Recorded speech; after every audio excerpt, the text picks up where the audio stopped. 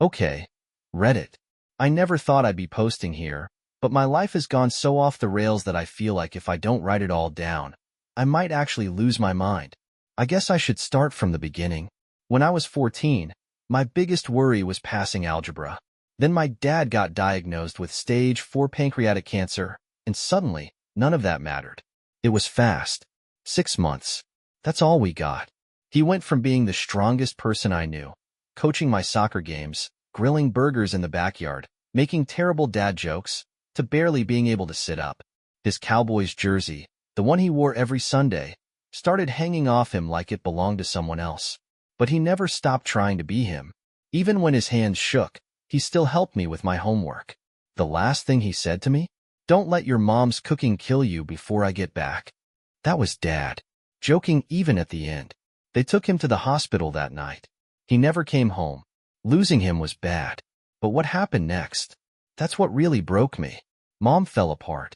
And I don't mean crying all the time, wearing his old shirts kind of grief.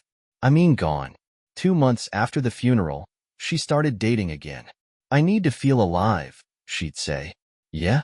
Well, I needed my dad. Then came Jack. He was rich, wore a Rolex, drove a Tesla, called waiters buddy, and tipped like he was doing them a favor. I hated him on sight. But Mom? She was all in. Less than a year after Dad died, she sat me down and told me to try on a junior bridesmaid dress. Not asked, told. That's how I found out she was marrying Jack. The wedding was at some country club in Miami, filled with people I'd never met, drinking champagne like it was water. I spent most of it hiding in the bathroom, trying not to cry. Then came the real gut punch. Mom and Jack moved into his mansion, an oceanfront house with glass walls, a pool, even a damn home theater. And me? I didn't get a room. It'll be better for you to live with Aunt Karen, Mom said, like she was doing me a favor. Better for who, exactly? So at 15, I got shipped off to Dallas to live with my dad's sister, Aunt Karen. She and her husband, Tom, had money. Big house, country club memberships, that whole thing. They had 2 kids, Lauren, 18, and Nate, 17. We used to be close when we were younger, back when they'd visit every summer. But time changes things. And when I moved in, they didn't see me as family. They saw me as a problem. At first, I thought it was just awkwardness. But then I noticed the way Lauren would sigh when I sat next to her. How Nate would accidentally knock over my stuff. The way Aunt Karen looked at me like I was something she had to deal with. Then, a month in, she dropped the bomb. You'll need to start paying rent. I laughed, waiting for her to say she was kidding. She wasn't. It's only fair, she said, sipping her organic smoothie. We all contribute in this house. I was 15, in high school, but that didn't matter. Mom sent money sometimes. Not enough to cover the rent Karen charged me, but enough for her to pretend she was still parenting. When I tried calling, she was always too busy. Too busy at a gala. Too busy getting a facial. Too busy for me. I stopped calling. That's how I ended up working 2 jobs just to keep a roof over my head. The first one? A laundromat in some rundown strip mall. It smelled like detergent and broken dreams, but it paid. The owner, Jerry, was an old guy who hired me because I agreed to take the night shift without complaining. Midnight to 6 a.m. The second job? A gas station. 4 p.m. to 10 p.m.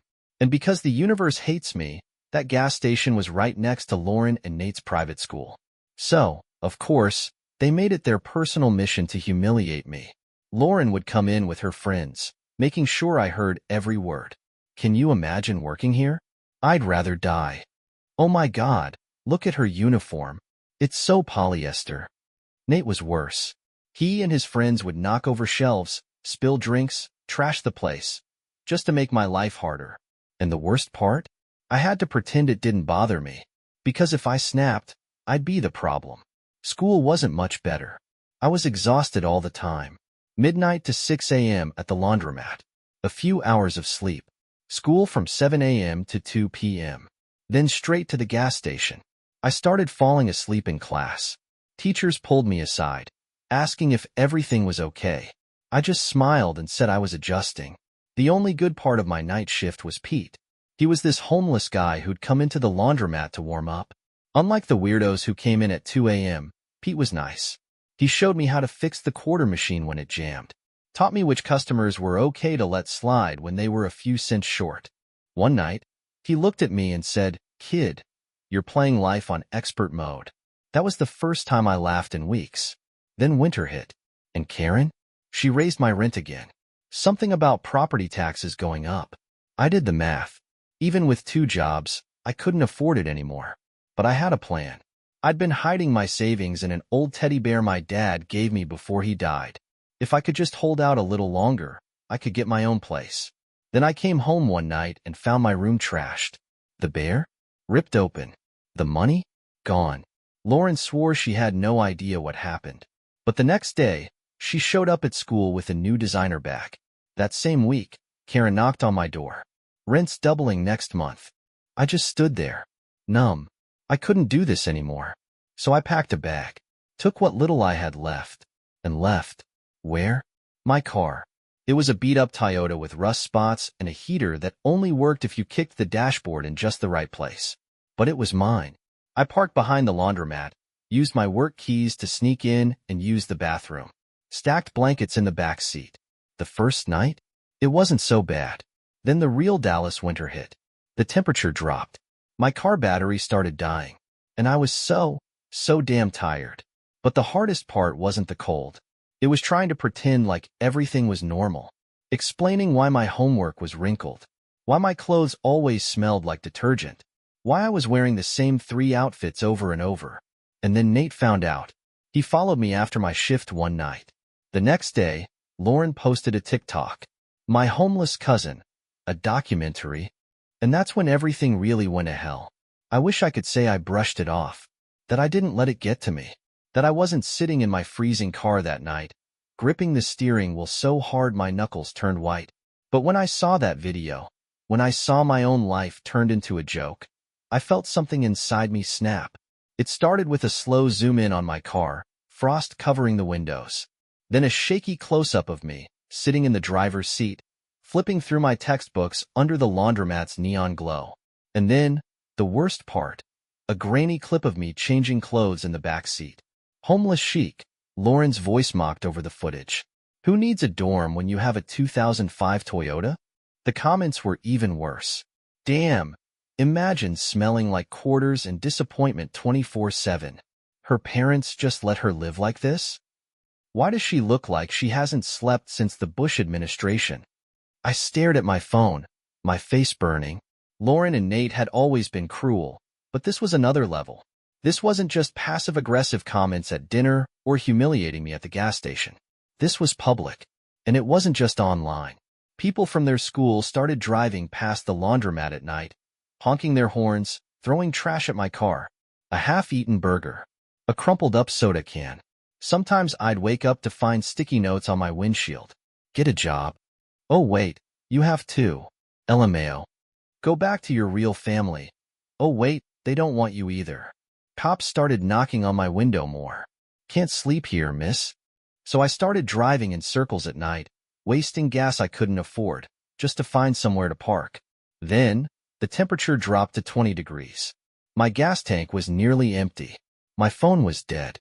And the laundromat was closed for repairs, so I couldn't even sneak inside to warm up. I curled up in the back seat, wrapping myself in every blanket I had. This was it. This was how people froze to death. I closed my eyes, my body aching from exhaustion, and tried to think warm thoughts. Then, a knock on my window. I flinched, my heart slamming against my ribs. I wiped away the condensation with stiff, frozen fingers. And standing there, in the snow, was Uncle Tom. I blinked at him, my brain sluggish from the cold. He knocked again, his face unreadable. I rolled the window down an inch. "I think we need to talk," he said. I should have been scared, should have panicked, but I was too cold, too tired, too numb to feel anything. So I just nodded. Tom stepped back, motioning toward the laundromat. "Come inside. My office has heat." I hesitated. Then I grabbed my backpack and followed him. I'd never been inside his office before. It was small, tucked away upstairs above the laundromat. A desk, a mini fridge, a coffee maker, a couch that looked about as old as the building itself. He handed me a cup of coffee without a word. I wrapped my hands around it, letting the heat sink into my fingers. For a long moment, neither of us spoke. Then he sighed. How long? I swallowed. A while. How long, Amy? His voice was quieter now. I stared at the floor. Few months. Another long silence. When he finally spoke, his voice wasn't angry. Why didn't you tell me? I let out a bitter laugh. What was I supposed to say? Hey, Uncle Tom, Aunt Karen's charging me rent, and I can't afford it, so I'm sleeping in my car. Mind spotting me a couple $100? He didn't say anything. I shook my head, fingers tightening around the coffee cup. Besides, you let her do it. You let her treat me like garbage. You let Nate and Lauren make my life hell. So why would I think you'd care? That one landed. I saw it in the way his jaw tightened. Finally, he exhaled. I was watching. I frowned. What? I was watching, he repeated, leaning back in his chair. The cameras. I saw you working. Saw you fixing things Jerry should have fixed. Saw you handling customers better than my actual employees. And yeah, I saw you sleeping in your car. My stomach twisted. You knew? My voice cracked. I suspected. I had my guys keep an eye on you. I wanted to see what you'd do. I let out a sharp, humorless laugh. So this was a test? See how long before I cracked? Tom shook his head. No. I wanted to see what you were made of. I hated that. Hated that I understood it. I swallowed, gripping the coffee cup tighter. And? What's the verdict? For the first time since I walked in, Tom smiled. Not a big one. Just a small, approving tilt of his mouth. You're tougher than I thought. He reached into his desk, pulled out a key, and set it on the table. That's for the apartment upstairs. It's yours. No rent. Just keep working at the laundromat. Keep your grades up. That's the deal. I stared at the key, then at him. Why? My voice was barely a whisper. Because your dad made me promise 2 things before he died, Tom said. 1, look out for you. 2, make sure you knew how to look out for yourself. I felt something in my throat tighten. And? I whispered. Tom smirked. You did a damn good job of the second one. Now it's my turn to do the first. I didn't realize I was crying until I felt the tears hit my hands. I don't even remember standing up. I just remember throwing my arms around him, gripping the back of his jacket like I was afraid he'd disappear. For the first time in months, maybe years, I didn't feel alone. The first night in the apartment above the laundromat, I slept like the dead. No car horns. No freezing cold. No waking up every 2 hours to make sure no one was trying to break into my car. Just warmth. Silence. Safety. When I woke up, for a split second, I forgot where I was. The room was dark except for the neon glow from the laundromat sign outside. I could still hear the hum of the washing machines downstairs, the rhythmic churn of spinning clothes. And then it hit me. I wasn't in my car. I wasn't waking up with my toes numb, my breath fogging up the windows. I had a bed. A real bed. I didn't even realize I was crying until I wiped my face and felt the dampness on my sleeves. Of course, life wasn't about to let me enjoy this peace for long. The next morning, my phone was blowing up with texts from Aunt Karen. Apparently, Nate had driven past the laundromat on his way to school and saw me walking out of the upstairs apartment. And because my cousins couldn't mind their own damn business, he took a picture. Karen was pissed. The text started out fake concerned. Karen, Amy, I heard some concerning things. We need to talk. Then turned manipulative. Karen, are you seriously trying to manipulate Tom? You need to come home immediately. Then straight up enraged. Karen, you are not entitled to my husband's money. If you think you can weasel your way into his life and take what's yours, you are dead wrong. I read them over and over, trying to process what the hell she was talking about. She thought I was, what? Seducing Tom? Trying to scam my way into his will? I had half a mind to ignore her, but I had work in an hour, and I knew Karen. She didn't do well with being ignored. Sure enough, she stormed into the laundromat right in the middle of my shift. She looked every bit the part of a rich suburban wife. Designer workout set, oversized sunglasses perched on top of her head, nails freshly manicured. But the fury on her face? That was all Karen. Are you kidding me? She hissed the second she spotted me. What exactly do you think you're doing? I barely looked up from the counter. Working. You need quarters? Her jaw clenched. Don't play dumb with me. I sighed, dropping the damp rag I'd been using to wipe the machines. Karen, I don't have time for this. You think I don't see it? She snapped. Moving in upstairs, playing the poor orphan routine, making Tom feel sorry for you. I stared at her. You kicked me out, remember? How is me finding somewhere to live your problem? She let out a sharp laugh, shaking her head like I was some idiot who just didn't get it. You're just like your mother, she spat. Always looking for a handout. That hit harder than I wanted it to, but I refused to let her see it. I grabbed the mop again, focusing on a spot on the floor that didn't actually need cleaning. Right. Because I'm the one who abandoned my kid and ran off to play trophy wife. Karen scoffed. Your mother traded up. You? You're just a parasite, leeching off my husband. Lady, either buy some detergent or get the hell out, Jerry called from behind the counter. Karen stiffened, turning to glare at him. Excuse me? Jerry didn't even look up from his crossword. You heard me. This ain't the PDA. If you're not here to do laundry, leave. Karen's face went bright red. She turned back to me, seething. This isn't over, she hissed before storming out. The second she was gone, the laundromat erupted. Mrs. Patel, the old lady who washed her cat's blankets every Wednesday, was cackling. Some guy by the dryers actually clapped. Jerry just grunted and went back to his puzzle. Me? I just stood there, gripping the mop handle so hard my fingers ached. Because I had a feeling Karen wasn't done. And I was right. That night, after my shift, I heard shouting from Tom's office upstairs. I pressed my ear against the door, trying to make out the words. I caught snippets, Karen's voice, sharp and furious. Tom's, quiet but firm. That girl is manipulating you. You're being ridiculous, Karen. She's just like her mother.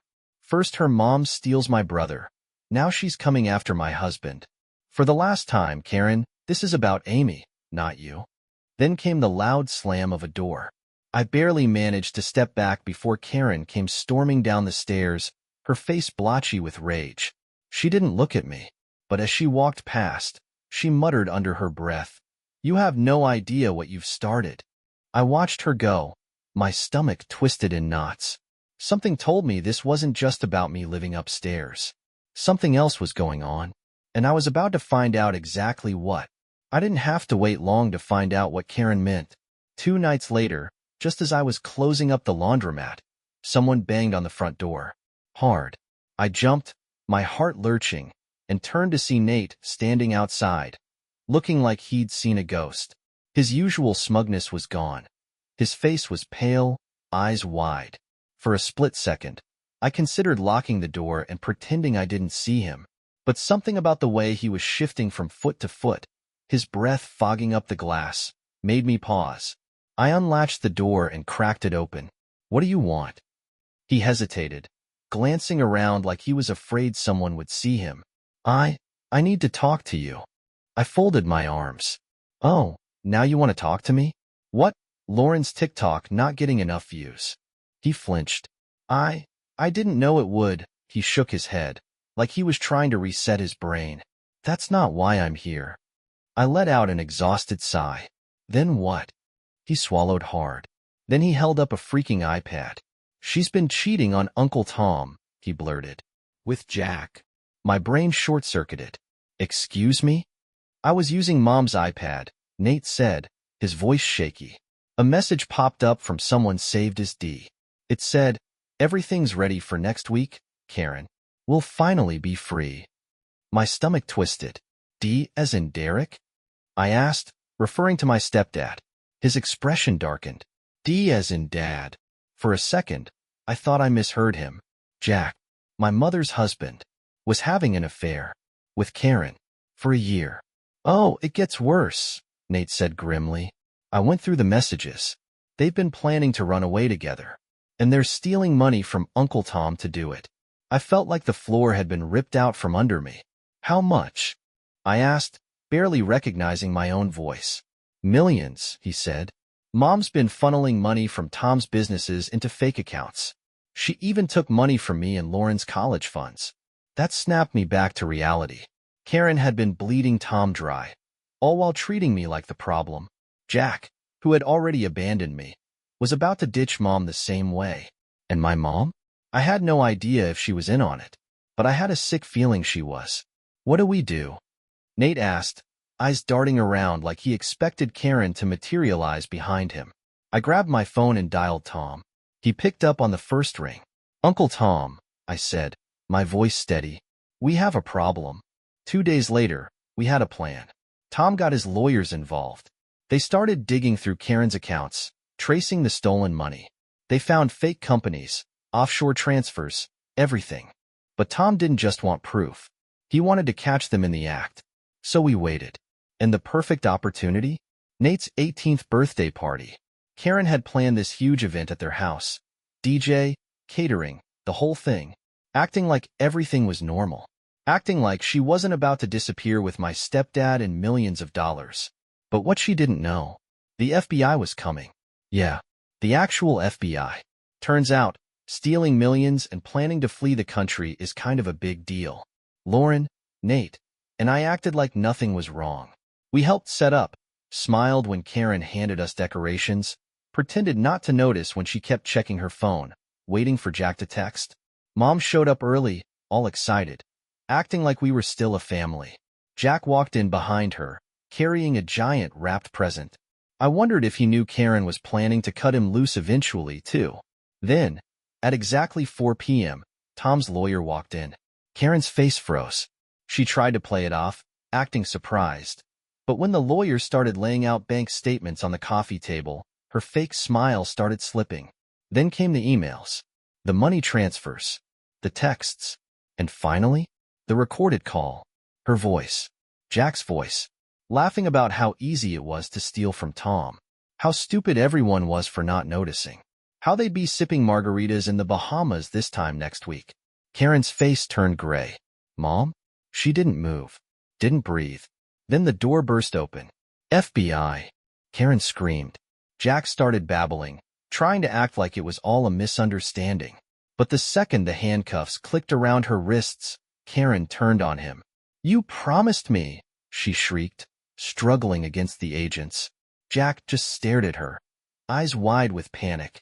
Karen, baby. Don't call me that, you son of a bitch. Then, to my absolute horror and slight amusement, my mother launched herself at Jack. She full-on started swinging her designer purse at him, screaming about how he ruined her, how she trusted him, how she was going to lose everything. Jack, meanwhile, was trying to dodge a Louis Vuitton beatdown while simultaneously getting arrested. It was pure chaos. But the worst part? Karen never even looked at her kids. Not once.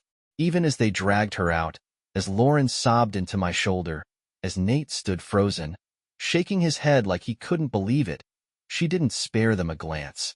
Tom just stood there, arms crossed, watching as his wife of 20 years was led out in cuffs. Then he turned to us. Let's get some cake, he said.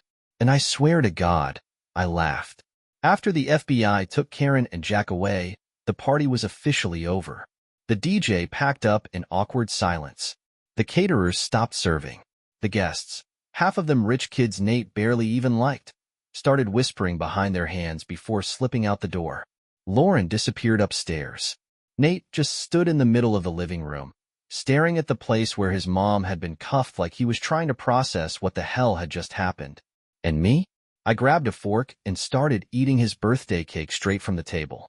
Because, honestly, this was probably the least insane thing to happen to me in the past year. Tom walked in a few minutes later, loosening his tie. He looked exhausted. Well, that was a shit show. I snorted, still chewing. That's one way to put it. He leaned against the fridge and rubbed a hand over his face. You okay? Yep. I took another bite of cake. You? Not even a little. For a while, we just sat there in the wreckage of the party, the only sound the dull hum of the refrigerator. Then Tom exhaled. Your dad would have loved this. I nearly choked. Excuse me? He smirked. Come on. The The man had a messed up sense of humor. You don't think he'd be cracking jokes about his widow's new husband getting arrested at an 18th birthday party? And just like that, I laughed. Because, yeah, that was exactly the kind of thing Dad would have found hilarious. Then Tom's face turned serious. I should have done something sooner, he admitted. I saw the signs. I just didn't want to believe it. I thought about all the times he'd looked the other way. All the times Karen treated me like a burden, and he did nothing. And then I thought about the apartment he gave me. The way he stepped up when it really mattered. You fixed it, I said simply. He let out a tired breath.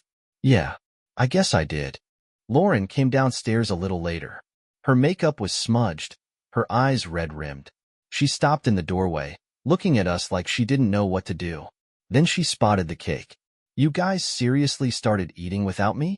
And just like that, things felt almost normal. She grabbed a fork and sat next to me on the counter. We ate in silence for a while, passing the plate back and forth. Then, finally, she spoke. I'm sorry. I didn't say anything. Because what was there to say? She sighed, poking at the frosting. I was awful to you. Nate too. I didn't get it, you know?